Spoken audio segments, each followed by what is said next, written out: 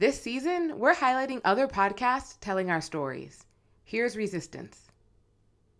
Kelly Davis never saw herself as a ride or die. Guys that I dated and they went to jail, I'd be like, holla at me when you get out. Because I am not a ride or die. I need to know where we riding to and why we gotta die. But all that changed when Keith got locked up. I am going to raise holy hell until you feel like we're gonna just let his ass go, because this one is just not worth it. Resistance, a show about people refusing to accept things as they are. Follow and listen for free on Spotify. Hey, welcome to You Had Me at Black. I'm Martina Abraham Zalunga. This story you're about to listen to was recorded for one of our virtual kickbacks. Our kickbacks are a live podcast and musical experience with stories, DJ sets, and community, all from the comfort of your home, car, or wherever you want to tune in. If you missed the last one, be sure to join us this Friday for the next one. Visit youhadmeatblack.com/thekickback to get your ticket. Now let's get to the story. It comes from Nate.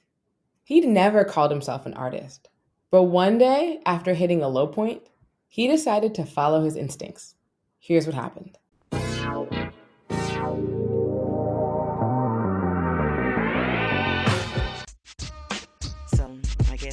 Black girl magic and all that good shit. I am definitely a motherfucking mermaid. I took my shirt off. I was like, oh yeah, this is cool. But they start taking everything off. I was like, niggas don't skinny dip. Black women are healers and nobody can tell me any different. You're listening to You Had Me at Black. Alright, so at the start of COVID, I've been dating my best friend for almost 2 years. We're that couple that everybody keep comparing themselves to, like, whenever we're around, always making comparisons. Like, we was like Derwin and Melanie from The Game. We was like Whitney and Dwayne from Different World. Like, we was that couple. So I'm thinking, like, all right, COVID, whatever, it sucked, but I'm dating my best friend. We've been best friends for 3 years, dating for 2 years. Like, it's good. So one bright, sunny Memorial Day Sunday, we chilling, we about to go to brunch, we leaving Target. In the car, turn it on, and she start crying. So I'm like, well, this ain't good. Like, what's going on? I don't want to talk. I'm like, okay, do you still want to go to brunch? Yes. Back out the spot, start to drive, and she's like, I have to tell you something. Start crying again. I'm like, oh damn, like, bro, I'm about to be a dad. Like, this ain't going how I thought, but it's okay. I can do this. So I put on my strong face. I'm ready to be like, it's good. Like, whatever you decide, we decide. I got you.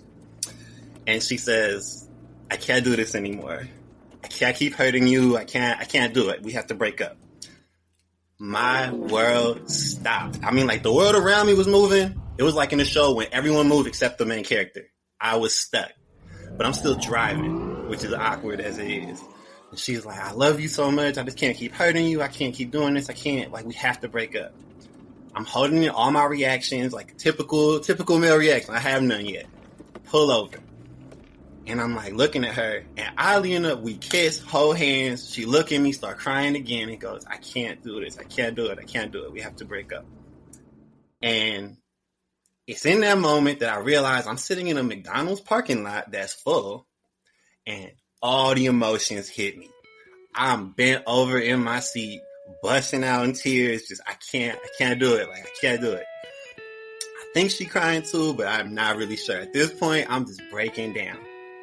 Compose myself a little bit, look up, break down again. Then it hit me. I gotta drive this girl to her house, 4 cities away, 20, 30 miles.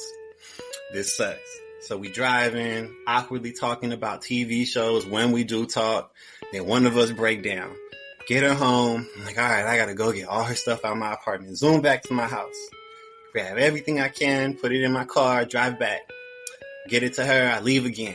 I'm sitting in my apartment, later in the day, sun going down. And it hits me. Every single lamp in my house belonged to her. It is pitch black in my apartment. I just got broken up with the person who I thought I'm going to be with forever. And I don't even have a lamp. Like, I got a little flashlight with a dead battery, a cell phone, and a TV that honestly didn't work that good because the good TV was hers too. So I'm just in my feelings. So I'm like, all right, Don't be toxic. Don't be toxic. So I do the least toxic thing I can possibly think of. I download Tinder, Bumble, Plenty of Fish, every single app you can think of. Because why not? What could get any worse than this? Don't even bother going to Walmart that night. Just F it. I'm going to just be toxic for now. That didn't really work out too well. Eventually, I go to Walmart, get a lamp, one lamp. So it's one room that got light. And I call my friends. One of my best friends been in a relationship since birth. This man don't know what being single is. My other friend, he don't know how to be in relationships. All he do is hook up with people. These are obviously the best people to be around right now. So we kicking it. Of course we drink. Of course we smoke. When I'm in the room with them, I'm good. Like I'm laughing. I'm not bothered. When I go to the bathroom, I am breaking down. I'm in my car. I'm breaking down. Like I can't do this. Like I can't do it. I can't hold myself together. Wake up the next day, hungover, feeling like crap. And that was like the pattern.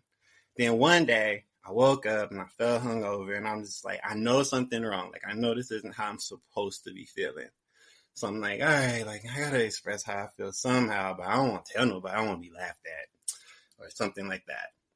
So I'm in my apartment, hungover, and I see my art supplies. Like I paint, I draw, I do stuff like just for fun. So I'm like, all right, let me just start scribbling on this paper. And so I put music on, I start drawing how I feel. And then I was like, oh, this is kind of dope. Let me paint it. So I start painting how I feel. And the picture turns out really dope. And like when I paint like this guy sitting on the edge of a rooftop in like a big city with the skyline behind him. I'm like, oh, this is kind of dope. This is how I feel, like completely alone in a city. So, and it hits me like when I'm doing this art, when I'm painting, when I'm drawing, like it actually feel like I'm telling somebody every single problem that I have right now. And it's all about these relationships or this relationship.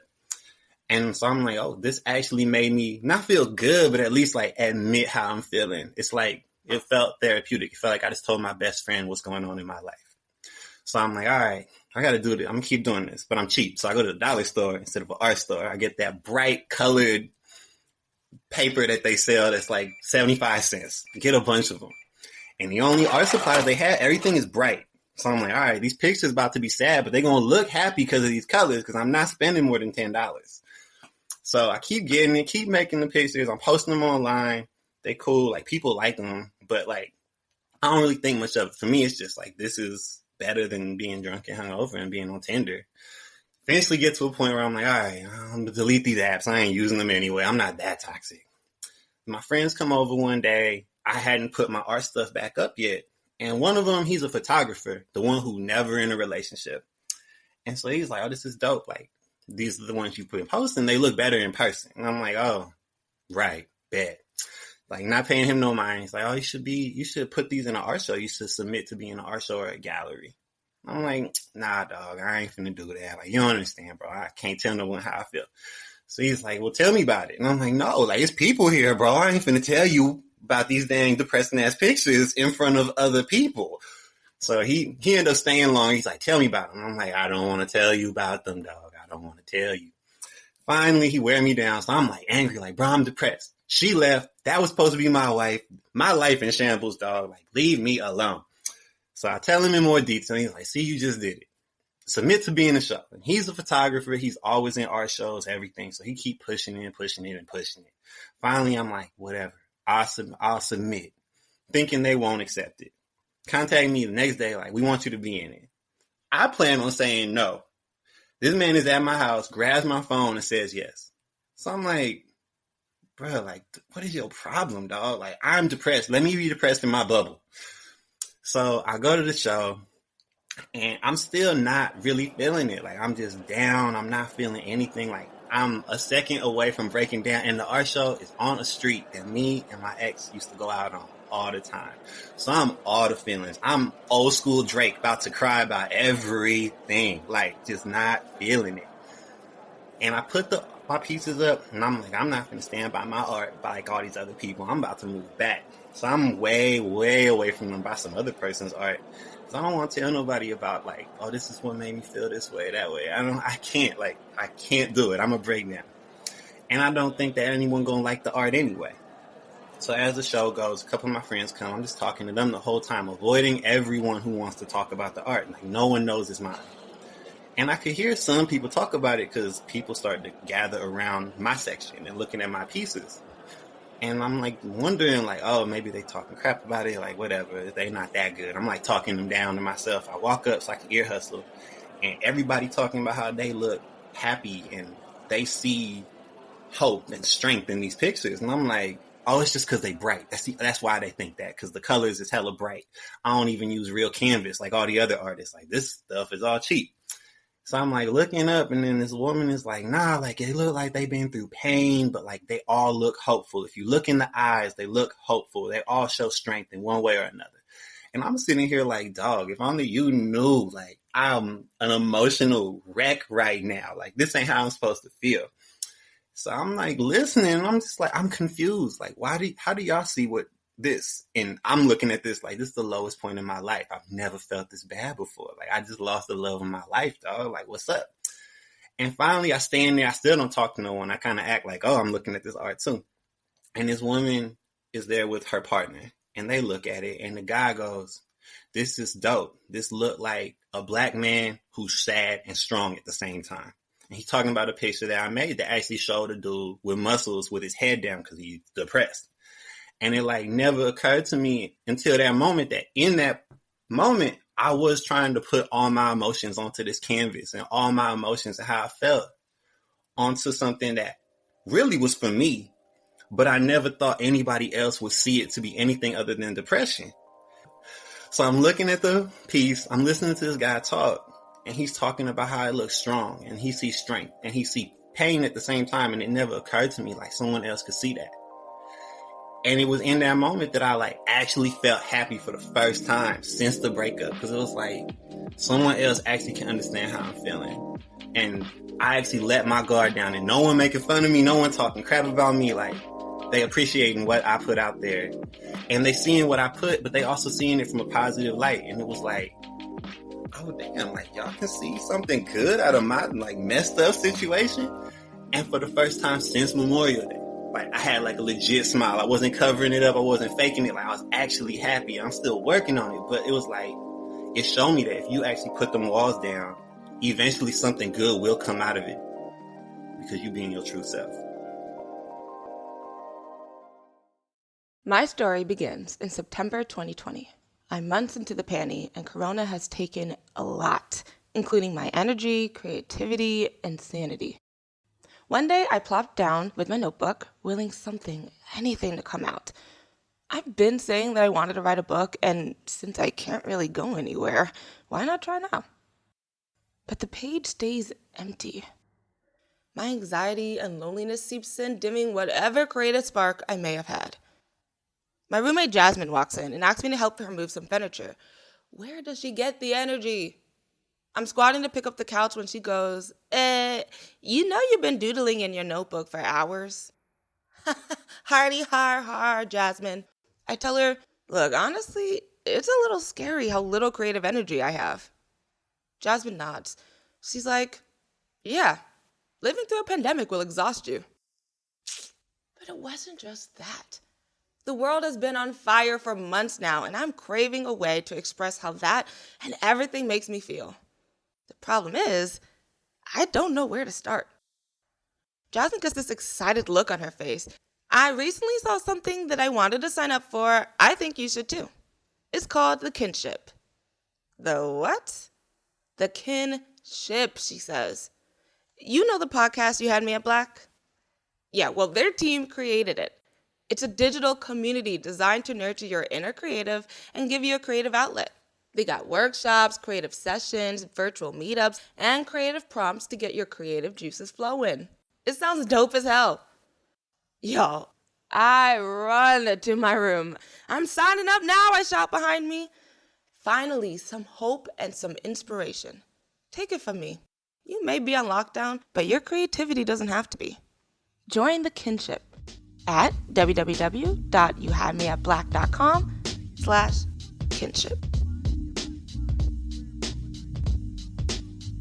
Thanks for listening to You Had Me at Black.